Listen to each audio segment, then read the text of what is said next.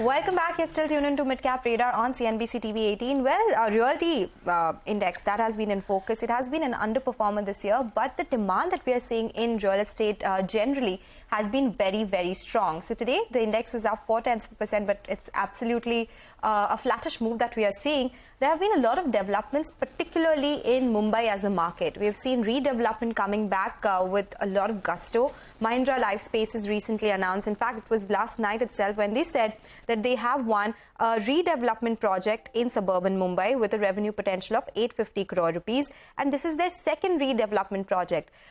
Last week, we also got some reports suggesting that Prestige Estates is looking at the redevelopment bid. Keystone Realtors, which is the other listed company, they are going big on redevelopment. They said that it is a huge opportunity for us. So, of course, for all the players in the real estate market, especially functioning in the city of Mumbai, this seems to be the big theme. So, to discuss what the opportunity is, what is the size here, we are now joined by Niranjan Hiranandani, the MD of Hiranandani Group, and Akshay Kumar, who's the ex-CEO of Collier's International Property Consultants, to understand the nitty-gritties of this market and how big of an opportunity can this be. We are just awaiting Mr. Hiranandani's presence as well. Mr. Kumar, let me come across to you first up. How big of an opportunity is it for the Mumbai market and for the developers in terms of the supply which is coming up? How much of the proportion goes for redevelopment now, because there's limited land in Mumbai, right? Absolutely. The quantity of land available for developers to acquire fresh raw land is very limited. Therefore, redevelopment is a huge opportunity. Most of the city is built in the 60s, 50s, 70s, and 90s. And I think any stock built before the 80s is now due for redevelopment because the quality of construction has not been great historically. So the redevelopment potential is probably half the city itself. And especially the prime locations, which is central Mumbai, South Mumbai, the western suburbs. And now we are seeing some of the central suburbs as well, the pockets that are affluent, coming up for redevelopment in a really big way. Sir, are approvals coming by easily for redevelopment project to get fast-tracked or even proceed as per the timelines that have been committed? By and large, yes. I think the state governments become fairly proactive, and approvals are coming through fairly quickly. The laws have got streamlined, and now with 51% of the members of the existing giving approval, you can actually go for redevelopment without any issue. So I think approvals is less of an issue as compared to the past. So when we are talking about more demand coming in, of course, the registrations would include some of these redeveloped numbers as well. Mr. Hiranandani is joining us as well. Thank you so much for joining us on CNBC-TV18. As we were discussing with Mr. Kumar as well, there's been a big push for redevelopment. A lot of players, the bigger players as well, are entering that space. What's your take? Since you've seen the industry for such a long time, is this the next big opportunity? And how much of the supply, the fresh supply that will come in now, is coming from redeveloped projects? Sonal, the situation is very, very, very hyper positive in terms of redevelopment. Large number of societies are coming in for redevelopment simply because the FSI, which is now available, is almost 2 to 3 to 4 times what is existing today on these society buildings. So buildings which are now more than 35, 40, 50 years, all are interested to go in for redevelopment because each of them can get a new property, probably little more area, and obviously this. So all put together, the answer to your question is yes, there is going to be larger number of redevelopment properties coming into the marketplace.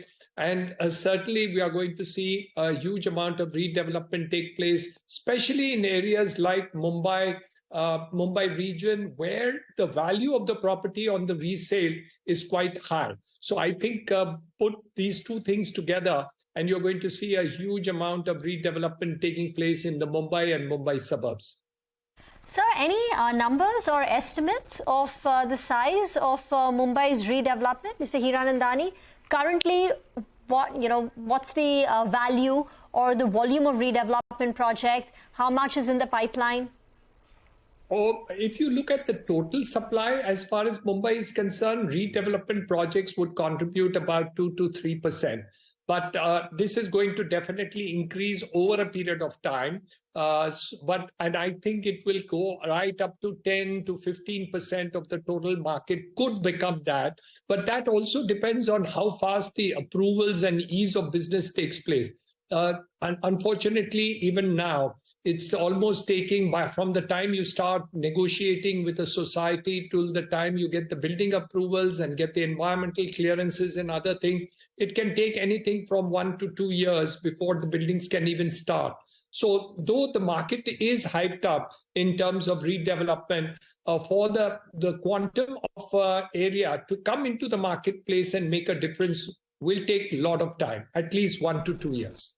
Okay, 1 to 2 years is from the negotiation starting to the final approvals that we get here. And that is an important point, right? So let me take that point forward. Mr. Kumar, what are the other challenges, say, for developers wanting to enter the redevelopment space? And if they are, of course, FSI is one of the reasons why they would look at it as an attractive proposition. What are the other things that developers have to keep in mind and that is leading them to enter the space also?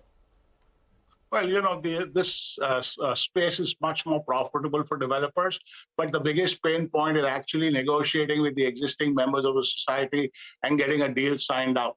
That, as Niranjan aptly put it, takes a lot of time. It can take from 1 to 1.5 years just negotiating with society and society members. The good thing now is that the law allows you that once 51% of the members agree, the rest of the members have to fall in line. So that's made things a bit easier. But having said that, negotiating with the society, agreeing exactly how much extra area they can get, planning with them, where do they move out in the interim, some of these things can be really major roadblocks. Putting up the building itself, developers like Niranjan are experts. So that itself does not take so much time. They're used to doing that. It's really the pre-stuff that takes a lot of time and energy and effort. Mr. Hiranandani, from a developer's point of view, is there any preference or any reason to go for redevelopment rather than purchasing or leasing a new land parcel and building afresh? What are the pros and cons from a developer point of view, and even monetarily, financially, what is more lucrative for a developer? Sonal, I think what Akshay Kumar has correctly put across is the fact that the negotiations from a society is always going to be a time-consuming thing, and different people have different aspirations in life. Some of the people say, I don't even want a redevelopment. I'm very, very, very happy with what I have. On the other hand, the other people are quite aggressive, and we do find that people are interested. So the question is, the larger the society, the bigger the challenge in terms of seeing how we can be able to get everybody on one single page. That's really a big challenge.